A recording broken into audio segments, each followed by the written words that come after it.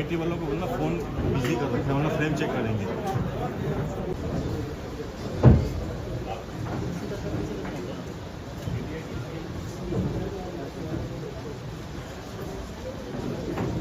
यार दीपक को फ़ोन का नंबर बिजी जा रहा बोलते हैं, फ़ोन कर जल्दी। आज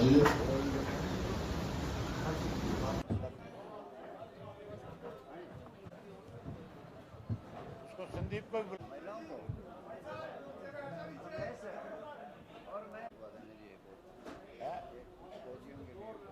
हाँ, अरे वो फौजियों को बुला तो है।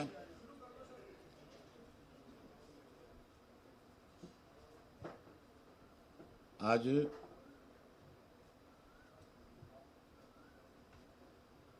महिलाओं की जो सर्वखाप है,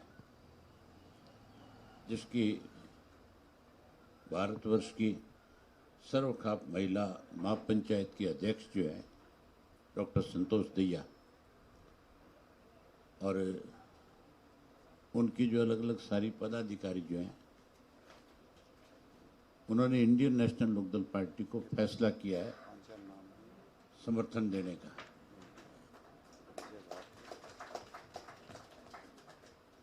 जिनमें कुरुक्षेत्र की अध्यक्ष है विजय भारती जी, करनाल की अध्यक्ष है दलजीत संधू जी, और शाहबाद की रूबी हुड्डा है, कुरुक्षेत्र की सरोज और डॉक्टर निर्मला चौधरी जिला अध्यक्ष है अपने रोहतक की, और जिला की रोहतक की उपाध्यक्ष है रोशनी देवी जी, और उषा हुड्डा जी। ये सारी साथ आई है इनके, और आज इन्होंने ये फैसला किया है कि हम इंडियन नेशनल लोकदल पार्टी के न केवल अपना इन्होंने हमें समर्थन प्रदान किया, बल्कि पूरे जोर से पूरे प्रदेश भर में जहाँ जहाँ हमारे प्रत्याशी चुनाव लड़ेंगे, इनका महिला का जो संगठन है वो हमारे साथ कंधे से कंधा मिला करके चलेगा और इस चुनाव में एक अहम भूमिका निभाने का काम करेगा। इसी तरह कुरुक्षेत्र और कैथल जिले के भूतपूर्व सैनिकों की जो वेलफेयर एसोसिएशन बनी हुई है, उनके भी दोनों के अध्यक्ष आए हुए हैं, और उन्होंने भी ये फैसला किया है कि हम इंडियन नेशनल लोकदल पार्टी को खुले रूप से सपोर्ट करने का काम करेंगे, क्योंकि इंडियन नेशनल लोकदल पार्टी लगातार जय जवान और जय किसान के नारे को बुलंद करती है, और हमने जहाँ किसानों के इश्यूज़ के ऊपर पार्टी की तरफ से खुल करके उस किसान आंदोलन का समर्थन किया, उस किसान आंदोलन को ताकत देने की काम करी, वहीं हमने 13 महीने से लगातार जहाँ भूतपूर्व सैनिकों का आंदोलन भी दिल्ली में चल रहा है, उसको भी हमने हमेशा समर्थन दिया। और पहले भी 1 रैंक 1 पेंशन को लेकर के जो आंदोलन शुरू किया गया था, मैं अनेक बार उस आंदोलन का हिस्सा बना, अनेक बार उनके बीच में जा कर के आया था। अब जब क्योंकि मैं लोकसभा का चुनाव लड़ रहा हूँ, तो मैंने सारी एसोसिएशन जितनी वहाँ की बनी हुई है उन सब से मैं मिला, तो मैं जैसे ही सैनिकों से मिला तो मुझे सैनिकों ने विश्वास दिलाया और ये कहा कि जब आपकी प्रेस कॉन्फ्रेंस चंडीगढ़ में होगी तो हम सारे वहाँ पे आपके बीच साथ आएंगे और खुल करके हम आपको समर्थन देंगे। वो आए हुए हैं, आप उनसे भी जरूर बातचीत करना, ताकि वो भी सारी बात आपके सामने रखेंगे। जहाँ इनकी कुछ डिमांड्स हैं जिनको केंद्र की सरकार को पूरा करना चाहिए था, पूरा करने की बजाय सैनिकों का अपमान करने का काम किया है। हम अपना जब मैनिफेस्टो बनाएंगे इंडियन नेशनल लोकदल पार्टी का प्रदेश का, उसके अंदर जो सैनिकों की तरफ से डिमांड हमारे को दी गई है, हम उन पे सब पे विचार करेंगे और विचार करके अपने मैनिफेस्टो में उसको शामिल करेंगे। और भूतपूर्व सैनिकों का एक अलग से बोर्ड बनाएंगे जो कि इनकी अपनी कोई समस्याएं होगी उसके बारे में विचार विमर्श करके सरकार के सामने रखेगा, और हम उस पर सहानुभूति से विचार करके उसको लागू करने का काम करेंगे। उनमें जो मुख्य इनकी जो 2-3 चीज़ें हैं, एक तो 1 रैंक और 1 पेंशन जो है, उसमें अभी भी बहुत सारी कमियां और खामियां जिनको ठीक करने की ज़रूरत है। दूसरा, अग्निवीर योजना जो है, जो केंद्र की सरकार ने हमारे नौजवानों को कहीं फौज से वंचित करने का काम किया, फौज को ठेके पे देने का काम किया है, उसको लेकर के भी जवान लगातार क्योंकि फौजी जितने भी हैं उनके परिवार के बच्चे ही फौज में मैक्सिमम जाते हैं। और सारे एक्स सर्विसमैन जो है इस बात को लेकर के लंबे समय से आंदोलन कर रहे हैं कि ये ख़त्म करनी चाहिए। हम इसको ख़त्म करवाने में पूरी तरह से इनके साथ खड़े होने का काम करेंगे। वहीं सैनिक स्कूल का निजीकरण हो रहा है आजकल। सरकार जो है सैनिक स्कूलों को निजीकरण के रूप में दूसरी प्राइवेट एजेंसियों के हाथों में सौंपने का काम कर रही है। हम इस पर तुरंत पाबंदी लगवाएंगे और इनके स्कूलों को फिर से सैनिक स्कूल के दर्जे के रूप में प्रदेश में बना करके रखने का काम करेंगे। विधवाओं की जो पूरी पेंशन जो है उसमें भी कोई कट नहीं होगा, वो भी विधवाओं को हम अपनी सरकार बनने पे पूरी पेंशन देने का काम करेंगे। ये मेन 4-5 जो डिमांड्स है हम इन सब का ध्यान रखेंगे और इन सब को आगे बढ़ाने का काम करेंगे। भाई मैं अब माजरा जी से दूंगा। आज हमने फैसला किया था, मैंने आपको पिछली प्रेस कॉन्फ्रेंस में बताया था, आज हम अपनी पार्टी की तरफ से 3 अलग अलग लोकसभा क्षेत्रों से प्रत्याशी जो है वो उनके नाम का आपके सामने अभी माजरा जी बताएंगे कि कहाँ से किस किस को चुनाव लड़ा रहे हैं।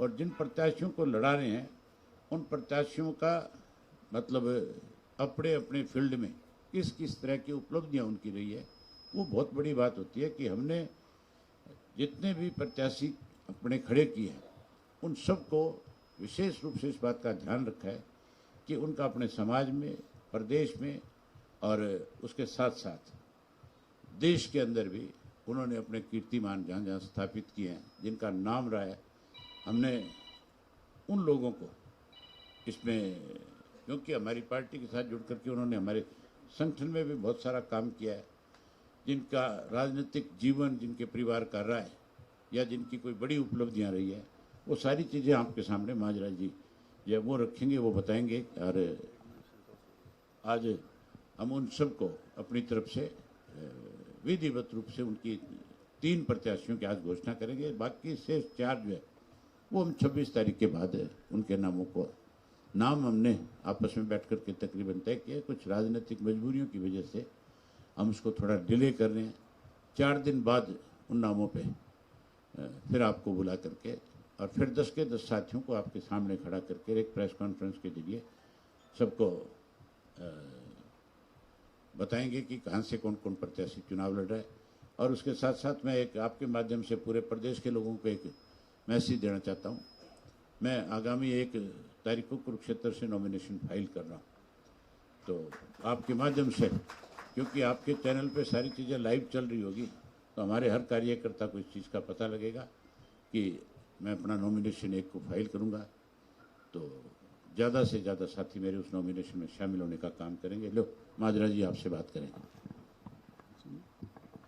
पहले संतोष जो है, जो डॉक्टर संतोष दैया जो है, जिन्होंने आज हमें समर्थन दिया है, वो आपसे बातचीत करना चाहेंगी, वो आपसे रूबरू होना चाहिए और वो समर्थन क्यों दे रहे हैं वो सारी चीज़ें आपको बताना चाहेंगे।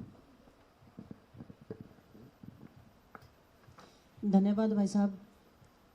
मंच पर आसीन सभी पार्टी के पदाधिकारीगण, पत्रकार साथियों, सबसे पहले तो मैं आप सबका धन्यवाद करती हूँ, सबको नमस्कार करती हूँ। आपने देखा होगा कि महिलाएं, आज जो हालात हैं महिलाओं के, आपके दिमाग में एक चीज चल रही होगी कि हम समर्थन क्यों देना चाहते हैं। समर्थन देने के कई कारण हैं, उनमें से जो मुख्य कारण है वो केवल आपको मैं बताना चाहूंगी। सबसे पहला है किसान आंदोलन। 13 महीने तक आंदोलन चला, 700 से ज़्यादा लोग शहीद हुए और माननीय प्रधानमंत्री जी ने एक शब्द तक नहीं बोला। उनको आश्वासन दिया कि आप आंदोलन ख़त्म कर दीजिए, हम जो है आपकी मांगे पूरी करते हैं, और किसानों ने आंदोलन अपना ख़त्म कर दिया। लेकिन उसके बाद हुआ क्या? केवल धोखा उनको मिला। प्रधानमंत्री जी ने उनकी कोई बात नहीं मानी। एमएसपी सबसे बड़ा मुद्दा है, वो नहीं माना गया। दोबारा से जब किसान बैठे तो उससे कहीं ज़्यादा ज्यादती सरकार की तरफ से की गई। आप देखिए, ड्रोन से इस तरह से हमले किए जा रहे थे जैसे ये कोई आतंकवादी हैं। धरती पुत्र के साथ ये अन्याय किसी भी सूरत में एक किसान की बेटी बर्दाश्त नहीं कर सकती। और हमने ये निर्णय लिया कि जिस तरह से इन किसानों के ऊपर गोलियां बरसाई जा रही हैं, बैरिकेड्स तो लगाए गए, लेकिन उससे ज्यादा इन्होंने जो ड्रोन से हमले किए हैं और सड़कों पे एक आम नागरिक के लिए सड़क का रोंदना, सड़क के ऊपर दीवार खड़ी करना सबसे दुखद और सबसे चिंताजनक विषय है, क्योंकि ये लोकतंत्र है। दिल्ली किसी के बाप की पनौती नहीं है, दिल्ली हर नागरिक की दिल्ली है, कोई भी वहां जा सकता है, लेकिन उनको रोका गया। और किसानों के साथ जो दुर्व्यवहार इन्होंने किया है वो किसी सूरत में बर्दाश्त नहीं किया जा सकता। दूसरा मुख्य कारण है हमारी खिलाड़ी पहलवान। हमारे प्रदेश की बेटियां जो विश्व में इस झंडे का मान बढ़ाती हैं, देश का नाम रोशन करती हैं, उन बेटियों के साथ जो व्यवहार दिल्ली पुलिस के द्वारा किया गया, जो सेंट्रल गवर्नमेंट के द्वारा किया गया, वो किसी भी सूरत में किसी के गले नहीं उतर सकता, क्योंकि वो कॉमन लड़कियां नहीं थी। एक सवाल सबके जहन में आना चाहिए कि इतनी बड़ी स्टार खिलाड़ियों के साथ अगर ऐसा होता है तो एक कॉमन महिला जिसके साथ अगर कोई छेड़छाड़ होती है या कुछ होता है तो वो कहां जाए, किसके पास जाए। उन्होंने प्रधानमंत्री जी को भी पत्र लिखा, खेल मंत्री जी को भी पत्र लिखा, गृह मंत्री जी को भी लिखा, जितनी महिला सांसद उन सबको भी पत्र लिखा, लेकिन उन बेटियों की किसी ने नहीं सुनी। और किस तरह से उनको सड़कों पे घसीटा गया, किस तरह से उनके साथ व्यवहार किया गया, ये किसी सूरत में, मैं भी इस देश की बेटी हूं, मैं किसी सूरत में बर्दाश्त नहीं कर सकती। दूसरा ये मुख्य बड़ा कारण है।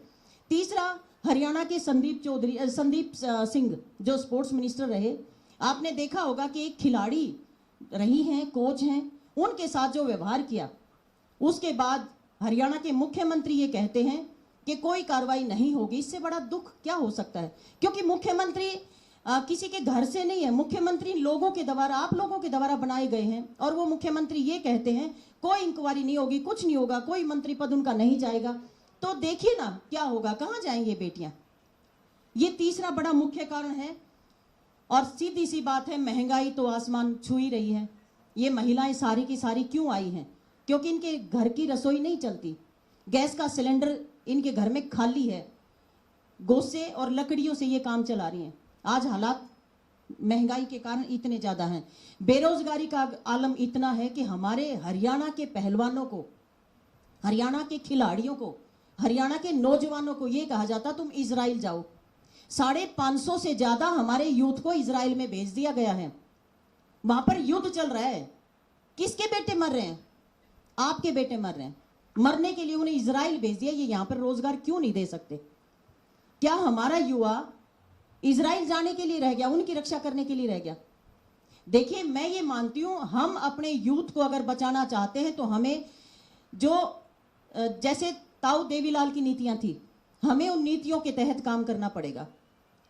और मैं तो केवल और केवल आपके मीडिया के माध्यम से केवल एक आश्वासन आप लोगों को ये देना चाहती हूं और आप लोगों को आगाह भी करना चाहती हूं और आपसे आवेदन भी करना चाहती हूं, रिक्वेस्ट भी करना चाहती हूं। आप एक ऐसे दल को लेकर आए जो दल इस सत्ता में रहे, जिन्होंने किसान के लिए, महिलाओं के लिए, युवाओं के लिए खूब काम किया है। अगर उन नीतियों की मैं बात करूं, आज बुजुर्ग पेंशन लेके घर में खुश होते हैं कि मेरे 3000 हो गए, लेकिन वो 100 रुपए तो ताऊ नहीं शुरू करे। अगर वो शुरू ना करते तो क्या होता। लेकिन ये नींव कैसी गाड़ रहे हैं, ये हमारे लड़कों को इजराइल भेज रहे हैं। हमारे लड़कों में, यूथ में टैलेंट है, वो देश की रक्षा करना जानता है, मरना जानता है इस देश के लिए, लेकिन उनको वहां भेजा जा रहा है। तो ये कई ऐसे मुद्दे हैं जिनके कारण मैंने ये समर्थन, जो हमारा पूरा संगठन है, मैंने सबसे सलाह मशवरा किया। पूरे संगठन ने मशवरे के बाद ये निर्णय लिया कि हम इंडियन नेशनल लोकदल में जो है हम अपना समर्थन देते हैं, क्योंकि पूरे देश में कितने सांसद और कितने विधायक हैं, एक सांसद, एक विधायक किसानों के लिए त्याग पत्र देने वाला आगे नहीं आया। केवल एक अभय सिंह चौटाला जी आए, उन्होंने समर्थन किया। उन्होंने समर्थन ही नहीं किया, उनके पास केवल एक सीट थी, वो एक सीट त्याग दी कि मैं किसानों के साथ हूं। धरने प्रदर्शन पे गए, किसानों को ये कहा कि भाई तुम्हें किसी चीज की जरूरत हो, खाना, पानी, पैसे, कुछ भी चाहिए, मुझे बताओ, मैं मदद करूंगा। क्योंकि वो बेचारे सड़कों पे बैठे हैं। सड़कों पे बैठना आसान होता है, अपने काम धंधे को छोड़ के सड़कों पे बैठा किसान, और वो इतने लंबे समय तक, आप 5 दिन बैठ के तो देखिए, नहीं बैठ सकते। उन्होंने 13 महीने तक वो बैठे और अभी भी संघर्ष कर रहे हैं। तो एक पूरे हिंदुस्तान में अभय सिंह चौटाला जी ऐसे हैं, ताऊ देवीलाल की नीतियों को अपनाते हुए, जैसे उन्होंने प्रधानमंत्री जी का पद छोड़ा था, इसी तरह से इन्होंने विधायिका छोड़ी और इन्होंने दोबारा से आपके साथ मैदान में उतर के दोबारा से आप लोगों ने इनको जिताया। ये आपको भी मैं बधाई देती हूँ कि आपने साथ दिया। तो इसलिए ये कई ऐसे मुद्दे थे जिनके कारण मैंने और हमारे पूरे संगठन ने ये निर्णय लिया है कि हम चौधरी अभय सिंह चौटाला जी का फुल मन से पूरा हम संघर्ष करेंगे और उम्मीद है हमारी कि इनको हम कुरुक्षेत्र से जिता के भेजेंगे। बहुत धन्यवाद।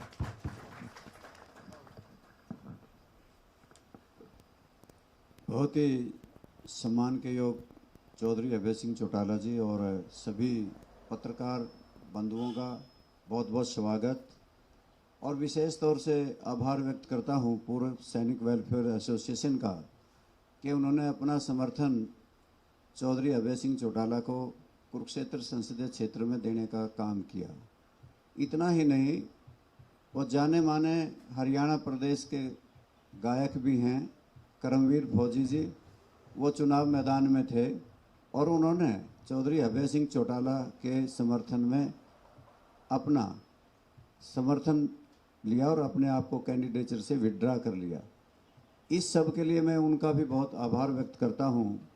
और हमारी बहन डॉक्टर संतोष दहिया जी जो सर्वखाप महिला पंचायत की अध्यक्ष हैं, राष्ट्रपति द्वारा सम्मानित हैं, मैं उनका भी बहुत अभिनंदन करता हूं और उनका बहुत धन्यवाद करता हूं कि उन्होंने ऐसे मौके पे अभय सिंह चौटाला को और INLD को समर्थन करने का फैसला लिया है। उनका बहुत बहुत आभार।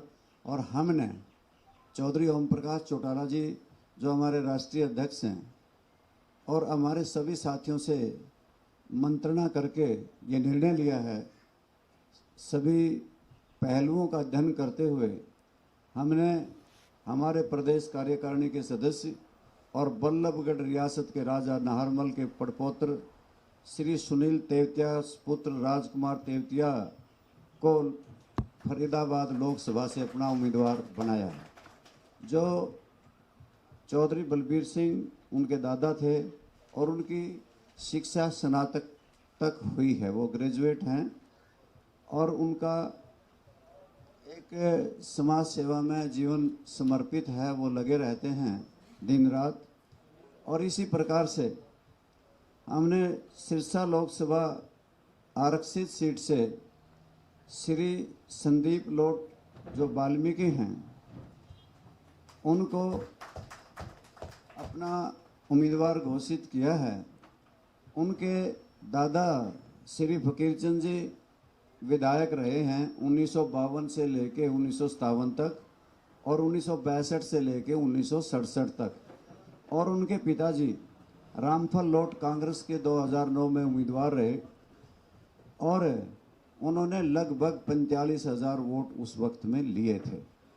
और वो सिविल इंजीनियर हैं, SDO हैं हुड्डा में और वो प्रदेश में JE SDO एसोसिएशन के 2023 में प्रदेश के चेयरमैन अध्यक्ष भी रहे।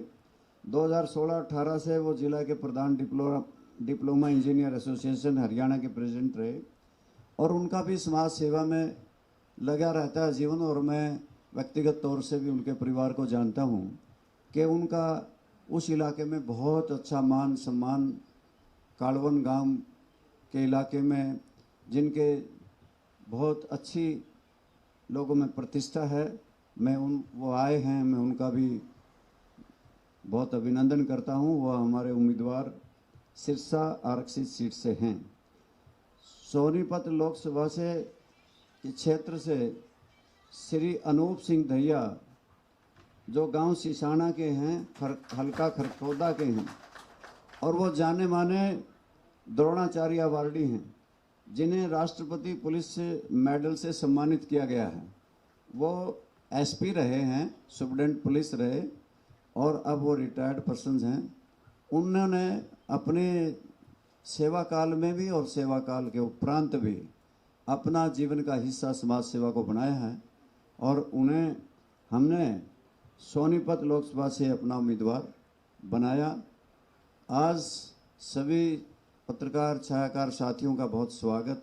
इसी के साथ अगली लिस्ट 2-4 दिन के बाद, जैसे कि चौधरी अभय सिंह चौटाला ने कहा है, उसकी जानकारी आपको हम देंगे। धन्यवाद।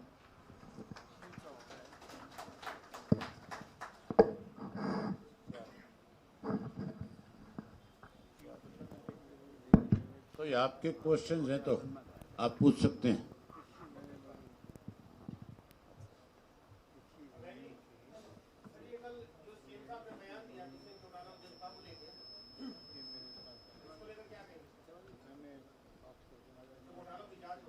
साढ़े 4 वर्ष तक दोनों ने मिलकर के प्रदेश को लूटने का काम किया। अब नायब सिंह सैनी कहते हैं कि कोई एप्लीकेशन आएगी तो हम जांच करेंगे। एप्लीकेशन की जरूरत नहीं है।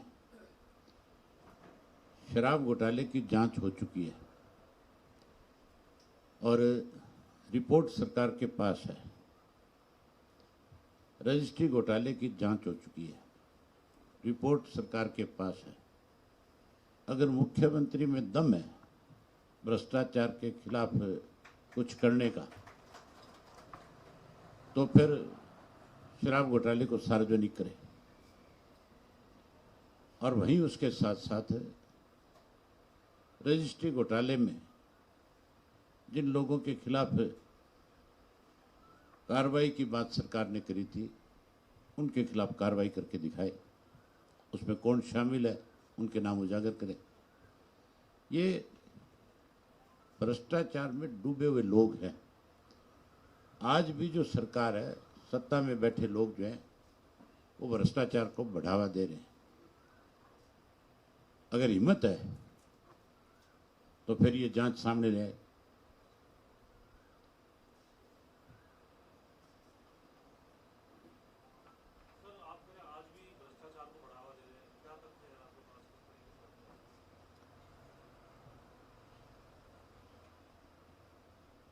जो आदमी ये कहता है कि हमारे पास कोई दरखास्त आएगी, हम कार्रवाई करेंगे। हमने हमेशा आरोप लगाए इस सरकार के ऊपर। 4.5 साल से लगातार हम ये बात खुल के कह रहे हैं। पिछले 10 साल से हमने लिखित में भी दिया है। हमने हुड्डा के खिलाफ भ्रष्टाचार के जो आरोप लगे थे उसकी भी लिस्ट सौंपी थी। इन्होंने ना हुड्डा के खिलाफ कार्रवाई करी और उसके खिलाफ कार्रवाई करने की बजाय खुद ने लूट मचानी शुरू कर दी। ये आज भी लुटेरों का गिरोह है। आज भी प्रदेश का हर वर्ग परेशान है इनसे और उसी का नतीजा होगा। आज इनका विरोध हो रहा है और उसी का नतीजा होगा। आप 4 जून को रिजल्ट आए तब देखना, इनका मामला साफ हो जाएगा।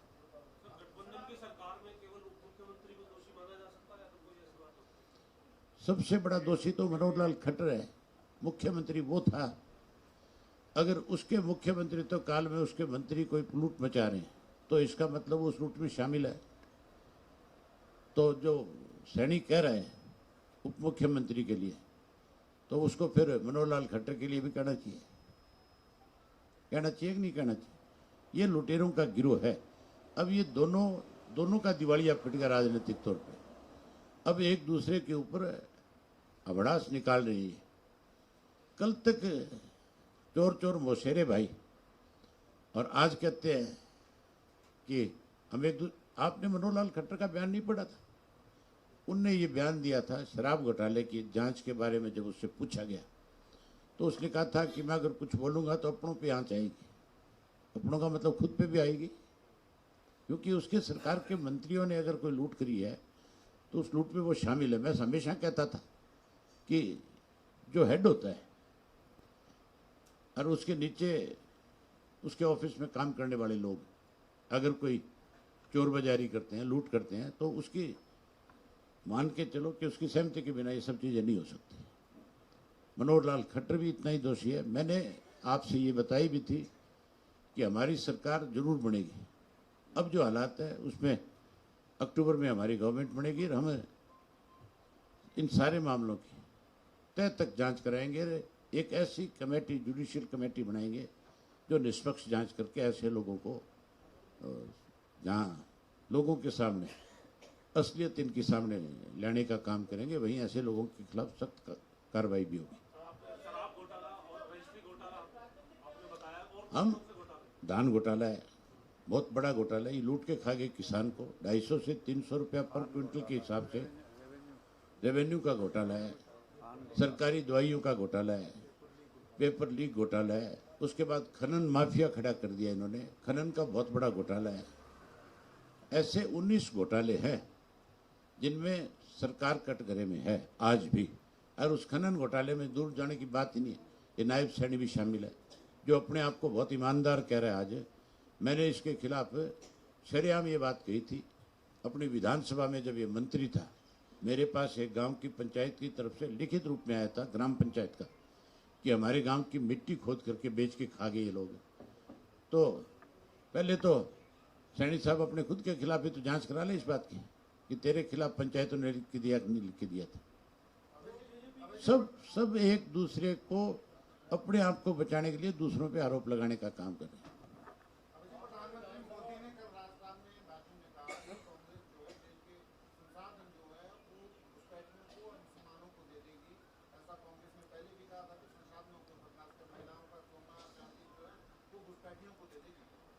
देश के प्रधानमंत्री के मुंह से ये बातें शोभा नहीं देती कि वो इस तरह की बात कहे।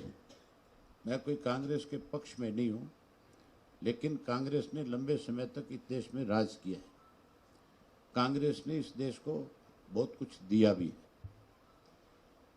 इस तरह के छोटे आरोप, छोटी बात करना प्रधानमंत्री के मुंह से शोभा नहीं देता। ये राजनीतिक लड़ाई है, देश को कमजोर करने की नहीं। राजनीतिक लड़ाई लड़ो। राजनीतिक तौर पे भाजपा आज दिवालिया हो चुकी है।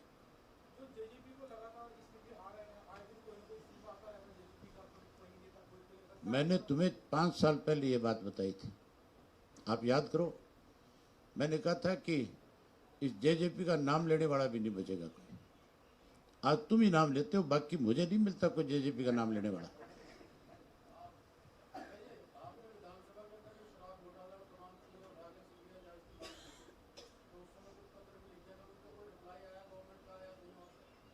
कितनी दफा मैंने विधानसभा में इनको, अभी पिछली विधानसभा के सेशन में भी ये बात उठाई थी कि नहीं उठाई थी मैंने, जब एक नया घोटाला करने जा रहे थे 600 करोड़ का शराब में कांच की बोतलों को लेकर के, तब भी मैंने ये बात मुख्यमंत्री के सामने रखी थी। मैं कहा ये नया घोटाला होगा, उससे पहले वाले को रिपोर्ट पेश कर। लेकिन रिपोर्ट पेश करे कैसे, उसमें मुख्यमंत्री खुद फंसते हैं, बचते नहीं थे।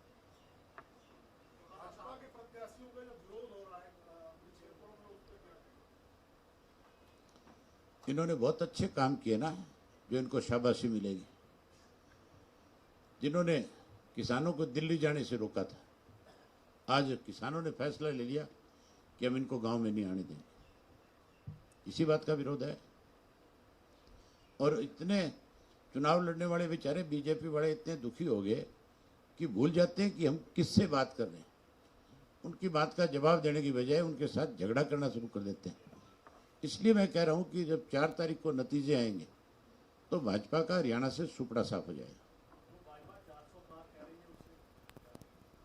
ये 200 पार भी नहीं कर पाएंगे। ये तो 75 पार भी कहते थे ना, 40 पार भी नहीं कर पाए।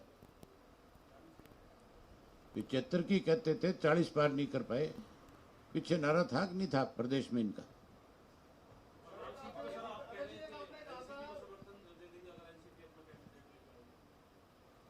मैं अपना समर्थन जो है, वीरेंद्र जो है मराठा, जिस भी सिंबल पे चुनाव लड़ेगा, हमारी पार्टी का समर्थन उसको है।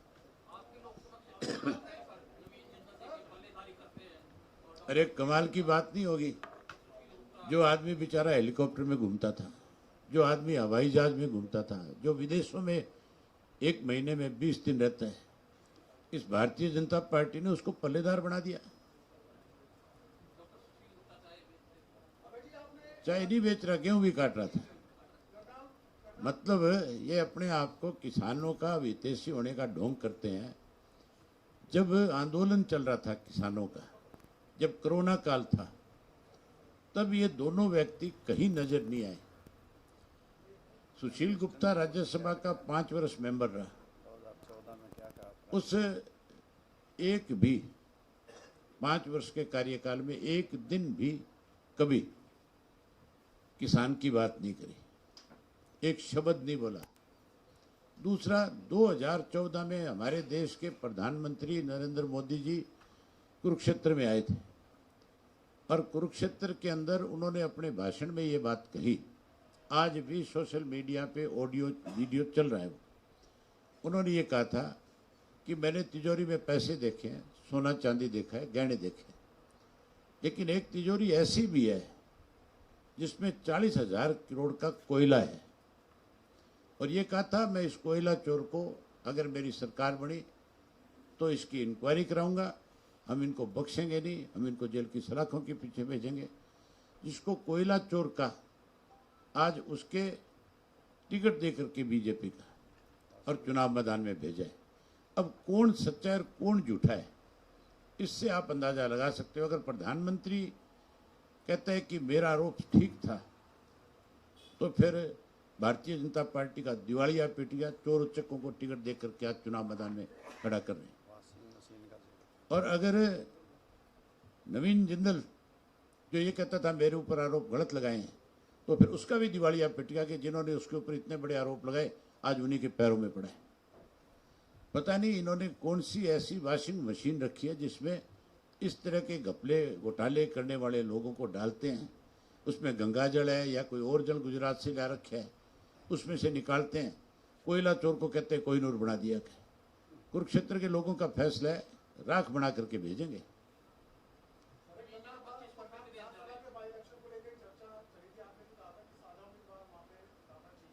मैं आज भी कहता हूं, तुम लोग बिचौले बन जाओ। तुम भी चाहते हो मनोहर लाल की रांद कटे, मुझे पता है तुम्हारा भी है। तो तुम कौन से नायब सैनी से राजी हो?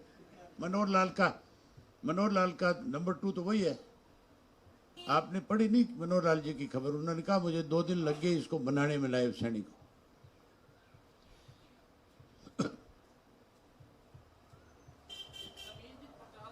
अब आओ आपको खाना खिलाता हूं। बहुत धन्यवाद।